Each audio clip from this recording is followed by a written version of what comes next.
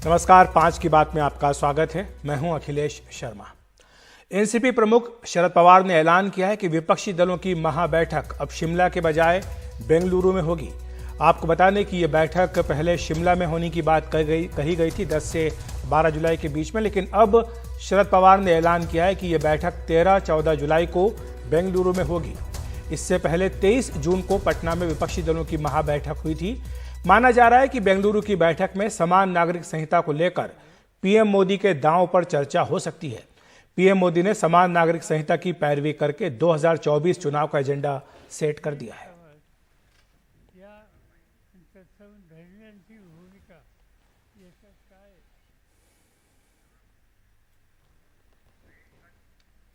और 23 जून को पटना में विपक्षी दलों की महाबैठक के बाद आज पहली बार बिहार पहुंचे गृह मंत्री अमित शाह ने मुख्यमंत्री नीतीश कुमार पर तीखा हमला बोला। बिहार के लखीसराय में एक रैली को संबोधित करते हुए गृह मंत्री अमित शाह ने कहा कि जिन्होंने बार बार घर बदला उस पर कैसे भरोसा किया जा सकता है। नीतीश कुमार को आड़े हाथों लेते हुए उन्होंने कहा कि सत्ता के लिए उन्होंने सारे सिद्धांत भुला दिए। अमित शाह ने लोगों से अपील की कि वो 2024 में बिहार की सभी 40 लोकसभा सीटों पर बीजेपी को जीत दिलाकर पीएम मोदी को फिर से प्रधानमंत्री बनाएं। गृह मंत्री ने कहा कि नीतीश कुमार पूछते हैं कि 9 साल में क्या हुआ। उन्होंने कहा कि ये 9 साल गरीब कल्याण और भारत के गौरव के हैं। पूरी दुनिया में आज भारत की जय जयकार हो रही है। आपके आशीर्वाद से मोदी जी 9 साल तक देश के प्रधानमंत्री बने और इस 9 साल में ढेर सारे काम मोदी जी ने देश के लिए किए हैं। अभी ये पलटू बाबू नीतीश कुमार जी पूछ रहे थे कि 9 साल में क्या किया। अरे नीतीश बाबू, जिनके साथ इतना बैठे हो, जिनके कारण मुख्यमंत्री बने, जरा तो लिहाज रखो। 9 साल में देश भर में ढेर सारे काम मोदी जी ने किए हैं। नीतीश बाबू, आपने क्या किया इसका हिसाब दीजिए।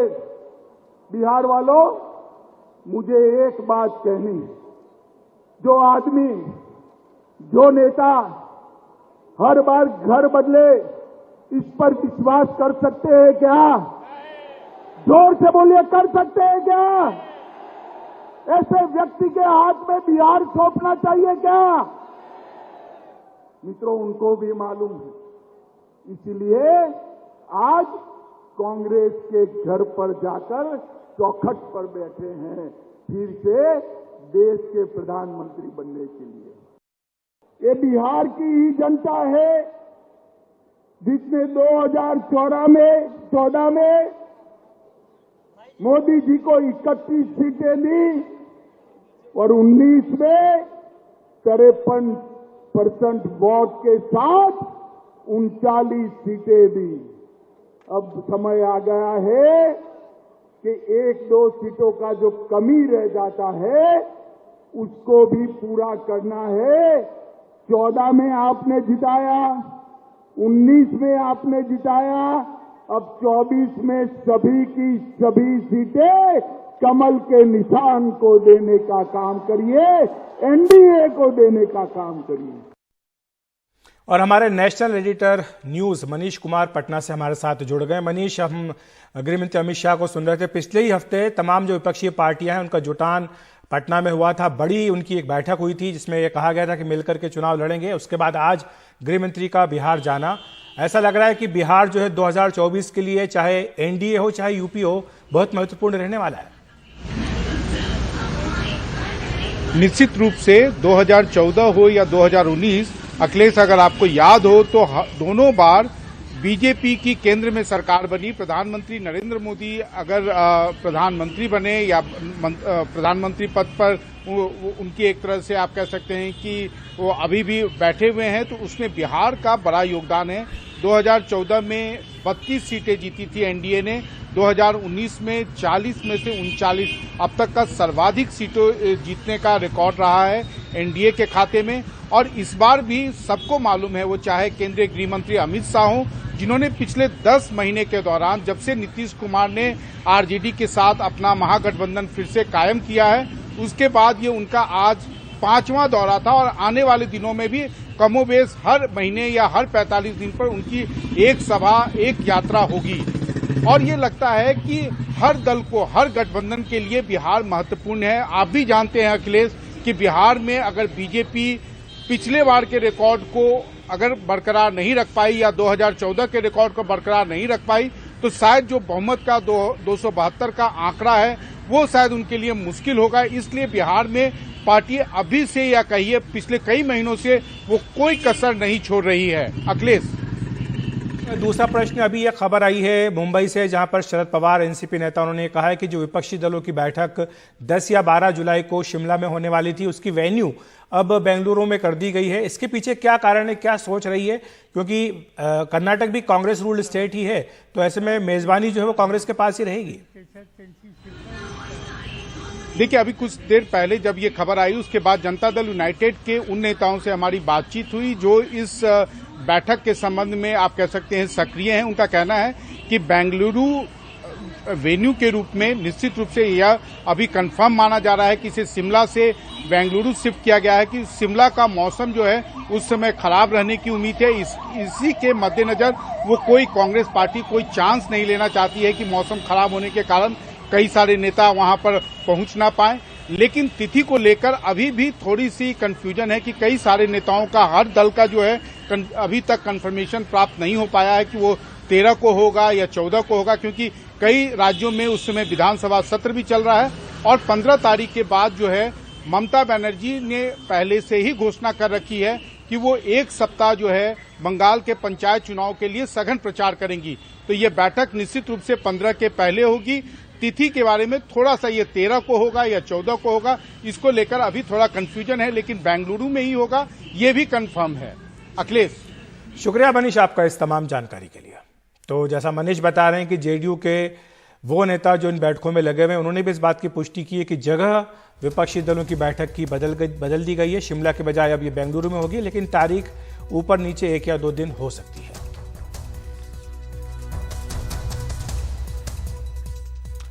बात करते हैं कांग्रेस नेता राहुल गांधी के मणिपुर दौरे की, जो इस समय मणिपुर में हैं। हिंसाग्रस्त चूड़ा चांदपुर जाते समय विष्णुपुर में पुलिस ने उनके काफिले को रोक दिया था। पुलिस के मुताबिक राहुल गांधी की सुरक्षा को ध्यान में रखते हुए उन्हें रोका गया था। वहां महिलाएं प्रदर्शन कर रही हैं। वहां भारी हंगामे के बीच पुलिस ने आंसू गैस के गोले भी दागे। प्रशासन की सलाह पर अब राहुल गांधी इम्फाल लौट रहे हैं और वहां से हेलीकॉप्टर से चूड़ा चांदपुर जाएंगे। आपको बता दें कि चूड़ा चांदपुर जिला सबसे ज्यादा हिंसा से प्रभावित जिलों में शामिल रहा है। 3 मई के बाद से मणिपुर में अब तक 120 से ज्यादा लोगों की जान जा चुकी है। कांग्रेस ने इसके लिए मणिपुर सरकार को जिम्मेदार ठहराया है।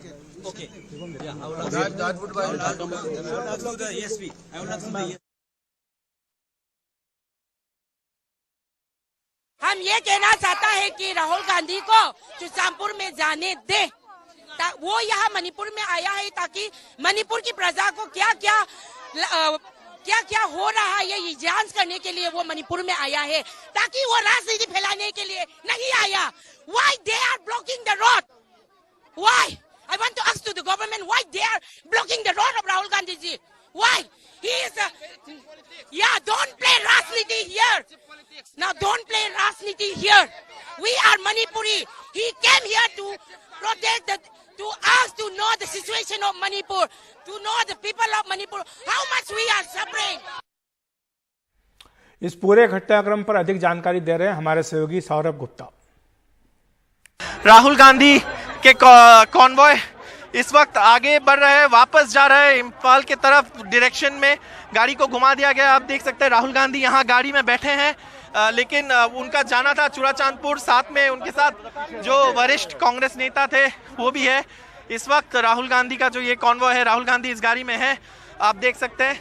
और अभी इस वक्त पूरी सुरक्षा के साथ यहाँ पे उनका कॉन्वॉय वापस जा रहा है। राहुल गांधी बैठे हैं, कांग्रेस नेता राहुल गांधी जो गाड़ी में है बैठे हैं, लेकिन उनको उस तरफ चूड़ा चांदपुर की तरफ वो नहीं जा पाए। इस वक्त वो वापस जा रहे हैं। मैं अपने कैमरा पर्सन के द्वारा आपको दिखाना चाहूँगा कि कैसे यहाँ पे राहुल गांधी का गाड़ी को रोक दिया गया। अभी वो गाड़ी उनका यू टर्न कर लिया है और उस तरफ गाड़ी वापस जाने की संभावना है, ऐसे हमें दिखाई दे रहा है। कैमरा पर्सन जीडी शंकर के साथ बिष्णुपुर, मणिपुर से सौरभ गुप्ता, एनडीटीवी इंडिया। ये मणिपुर के लोग हमारे देश का हिस्सा हैं, ये हमारे भाई बहन हैं, जिनसे इस देश का एक बेटा उनकी खैर खबर लेने जा रहा है, उनको प्यार जताने जा रहा है, उनको ये विश्वास जताने जा रहा है कि आप हमारे देश का एक अभिन्न हिस्सा है, आप भारत का एक अभिन्न हिस्सा है और परीक्षा की इस घड़ी में हम आपके साथ खड़े हैं। वहां से उनको रोक दिया जाता है और प्रशासन जिसने परमिशन दी थी, ऑब्वियसली उनके पास ऊपर से फोन आता है, उनके पास तानाशाहों का फोन आता है और प्रशासन उनसे कहता है कि नहीं, अब आप ऐसे नहीं जा सकते, अब आप हवाई जहाज से जाइएगा। वो जैसे भी जाएंगे, वो जाएंगे जरूर। वहां की जो स्टूडेंट यूनियन है, ऑल मणिपुर स्टूडेंट यूनियन, उन्होंने प्रेस कॉन्फ्रेंस करके राहुल गांधी जी के विजिट को बॉयकॉट करने की मांग भी की थी। और क्यों बॉयकॉट किया था, वो लेगेसी इश्यूज को एन्यूमरेट किया था इन स्टूडेंट यूनियंस ने।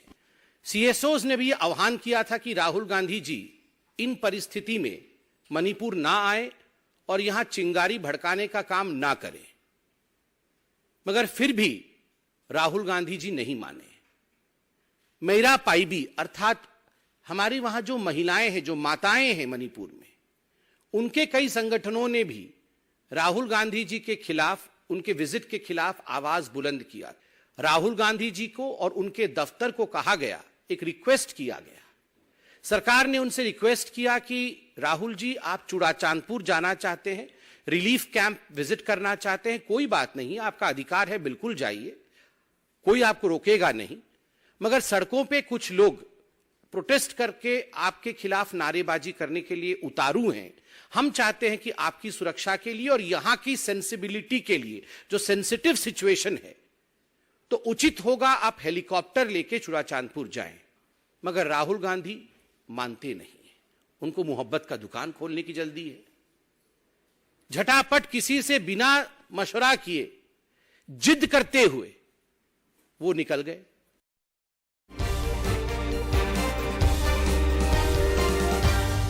बात करते हैं उत्तर प्रदेश की, जहां पर ग्रामीण विकास अधिकारी की भर्ती परीक्षा में सॉल्वर के गैंग का पर्दाफाश किया गया है। महत्वपूर्ण बात यह कि पुलिस ने इस गैंग का पर्दाफाश करने के लिए आर्टिफिशियल इंटेलिजेंस यानी एआई का प्रयोग किया। आइए देखते हैं पुलिस ने यह काम कैसे किया। दरअसल यूपी एसटीएफ ने यह बड़ी कार्रवाई की है। इसमें 200 सॉल्वर जो है उनको गिरफ्तार किया गया है। सॉल्वर वो होते हैं जो मदद करते हैं किसी भी तरह से परीक्षा को क्रैक करने के लिए। सोमवार को ग्रामीण विकास अधिकारी की परीक्षा में यह गिरफ्तारी की गई थी और सोमवार को यह परीक्षा थी।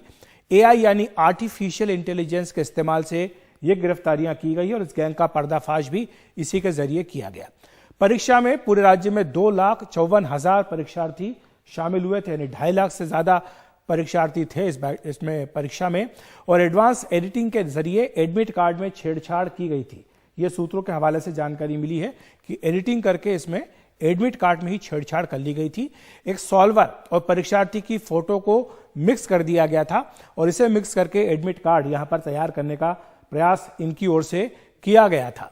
बाद में हुआ यह कि कुछ मामलों में परीक्षक जो थे गड़बड़ी का पता नहीं लगा पाए थे। यह सूत्रों के हवाले से जानकारी मिली और उसके बाद फिर सॉल्वर को पकड़ने के लिए AI based advanced face recognition software का इस्तेमाल किया गया। तो यह एक अत्याधुनिक तकनीक है जिसका प्रयोग किया गया, जिसके जरिए इनकी पहचान की गई। इसमें परीक्षार्थियों की पहचान के लिए आधारित सत्यापन किया गया। जो भी आधार का ओटीपी वगैरह आता है उसके बाद इनका वेरिफिकेशन किया गया सारे परीक्षार्थियों का 2.5 लाख से भी ज्यादा। और फिर एआई के जरिए एडमिट कार्ड के साथ रियल टाइम आधार पर सत्यापन किया गया और उसके बाद परीक्षा के दौरान या उसके तुरंत बाद सॉल्वर को पकड़ने का लक्ष्य था। इसमें काफी हद तक पुलिस को कामयाबी भी मिली है। पुलिस ये भी कह रही है कि एआई का इस्तेमाल भविष्य में आगे और बढ़ाया जाएगा, क्योंकि ये जो कामयाबी मिली है इससे पुलिस के हौसले खासे बुलंद हुए हैं। इस पूरे मामले पर अधिक चर्चा करने के लिए हमारे साथ हमारे सहयोगी रवीश रंजन शुक्ला जुड़ रहे हैं। रवीश, ये जो हमने बताया है ग्राफिक्स के जरिए, लेकिन आप थोड़ा विस्तार से समझाइए कि आखिर पूरा मामला है क्या और किस तरह से क्रैक किया गया। ये ब्लूटूथ वगैरह का इस्तेमाल भी ये लोग करते थे। अच्छा देखिए अखिलेश जी, नकल गिरोह और पुलिस में इस बार तू डाल डाल में पात पात वाली कहावत जो है वो चरितार्थ हुई है।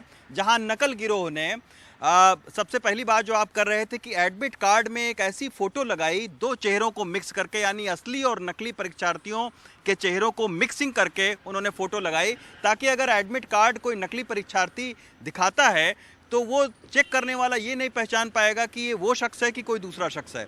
जब वो अंदर चले गए तो इसके बाद में इस बार यूपी एसएसबी और उत्तर प्रदेश की पुलिस ने एआई के जरिए जो आई स्कैनर होते हैं उसको भी परीक्षा केंद्रों में लगाया हुआ था। तो आई स्कैनर और जो बायोमेट्रिक्स होता है उसके जरिए जब इनको दोबारा चेक किया गया तब ये पता चला कि ये नकली लोग हैं। और ऐसे तमाम सारी परीक्षा केंद्रों पर लोग पकड़े गए, चाहे गोरखपुर की बात हो, गोरखपुर में तो बिहार और छत्तीसगढ़ तक के परीक्षार्थी जो नकली परीक्षार्थी थे उनको पकड़ा गया इस टेक्नोलॉजी के जरिए। दूसरी जो उनका एक टेक्निक था कि ब्लूटूथ कान के इतने अंदर तक लगा लेना, जो सोफिस्टिकेटेड ब्लूटूथ होते हैं कि आपको एक वीडियो बहुत वायरल हो रहा है, एसटीएफ उसमें चिमटी पकड़कर ब्लूटूथ को बाहर निकाल रही है। बिल्कुल, वो भी हमने दिखाया भी। मेरठ पुलिस ने ऐसे एक ब्लूटूथ सॉल्वर को पकड़ा। उस वीडियो को फिर से दिखाएं जिसके बारे में रवीश कह रहे हैं कि कान के बहुत अंदर तक इस डिवाइस को छिपा कर रखा गया था। ये अगर हम तस्वीर ले सके इसकी। जी रवीश आप बोलिए। हाँ देखिए ये तस्वीर आ गई है, इसमें काफी अंदर तक जो है वो ब्लूटूथ डिवाइस है। जी जी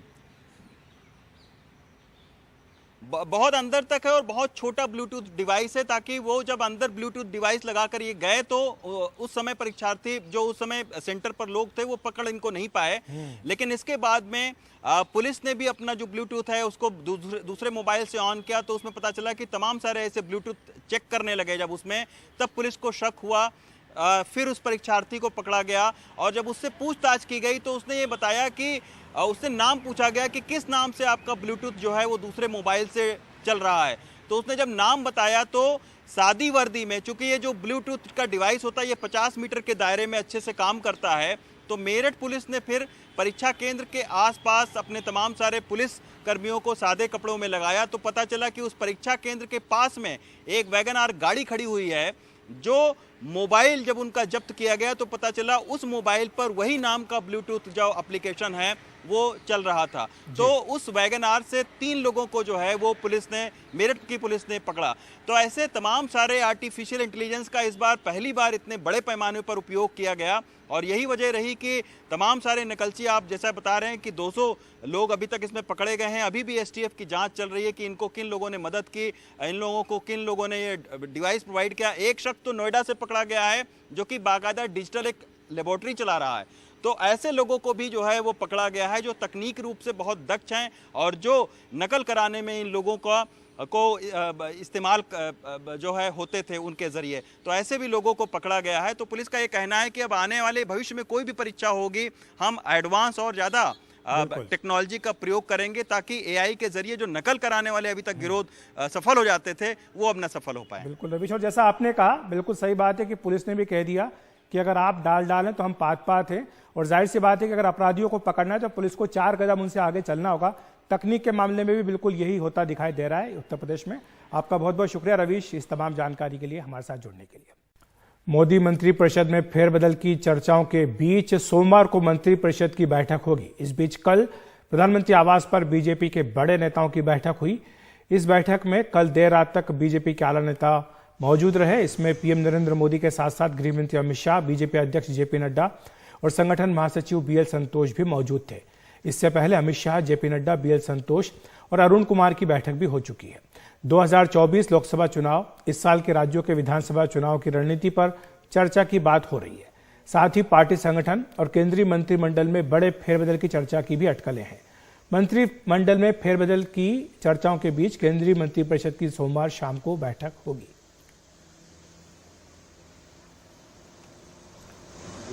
और प्रधानमंत्री मोदी पूरी तरह चुनावी मोड में आ चुके हैं। विदेश यात्रा से वापस आते ही मध्य प्रदेश की रैली में 2024 के लोकसभा चुनाव में समान नागरिक संहिता का एजेंडा उन्होंने सेट किया। इसके बाद कैबिनेट मंत्रियों की बैठक में प्रधानमंत्री ने अपने मंत्रियों से कहा कि गरीब, शोषित, वंचित, पिछड़े, मध्य वर्ग पर खास तौर से ध्यान दिया जाए। अपने संसदीय क्षेत्र में इन वर्गों पर ध्यान दें। इनके साथ साथ कई अन्य हिदायतें भी मंत्रियों को यहां पर दी गई।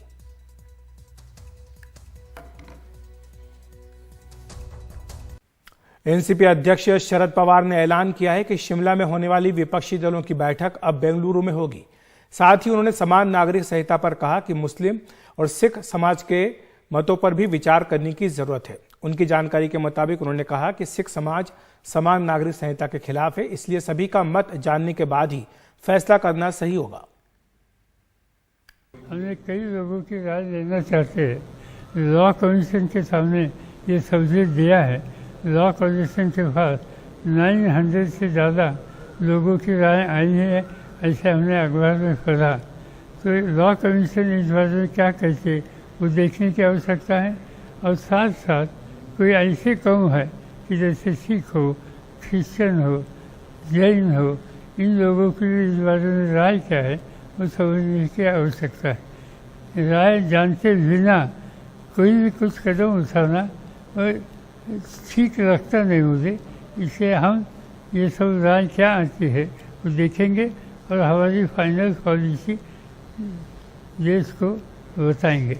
मैं इससे पहले महिलाओं को पार्लियामेंट, असेंबली, इसमें जो आरक्षण देने की कई सालों से मांग है, ये मांग पूरी करनी चाहिए।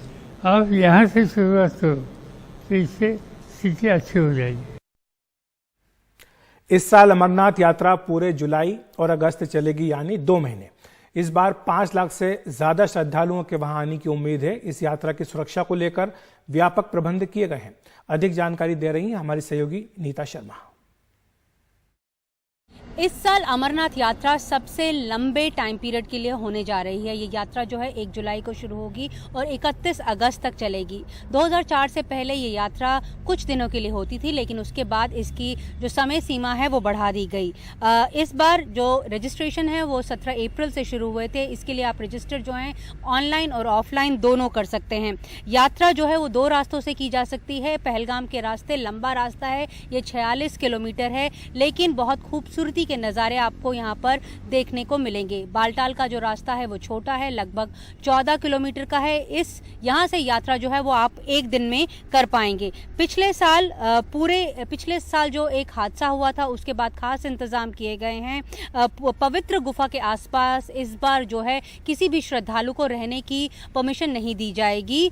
खास करके जो इलाका जहाँ पर भूस्खलन होने की उम्मीद है वहाँ पर हेलमेट भी लगाने के उन्हें आदेश दिए गए हैं। पहली बार जो गुफा के आसपास जो है वो आईटीबीपी तैनात की गई है। सीआरपीएफ की जगह आईटीबीपी इसलिए तैनात की गई है क्योंकि वो माउंटेन की फोर्स है और किसी भी जो आपत्ति काल जो होता है, जहाँ कोई ट्रेजेडी होती है, तो उसके चलते उन्हें क्या रेस्क्यू ऑपरेशंस करने हैं उनके बारे में उसको जानकारी होती है। इसके अलावा जो इंडियन एयरफोर्स है वो ऊपरी इलाकों में नज़र रखेगी ताकि झील में अगर पानी बढ़ता है, जो गुफा के पीछे की जो झील है वहाँ पे अगर पानी बढ़ता है तो जो कंटिजेंसी मेजर्स हैं उन्हें अलर्ट कर दिया जाएगा। क्योंकि पिछले साल हमने देखा था फ्लैश फ्लड के चलते काफ़ी लोग वहाँ पर मारे गए थे।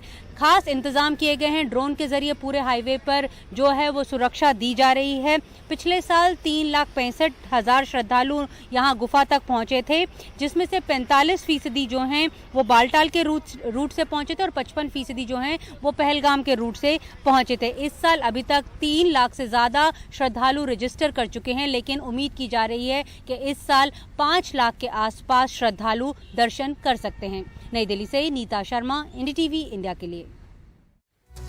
और अगर आप अपने आप को ताज़ा तरीन खबरों से अपडेट रखना चाहते हैं तो एनडीटीवी ऐप को डाउनलोड जरूर करें। 5 की बात में इतना ही। नमस्कार।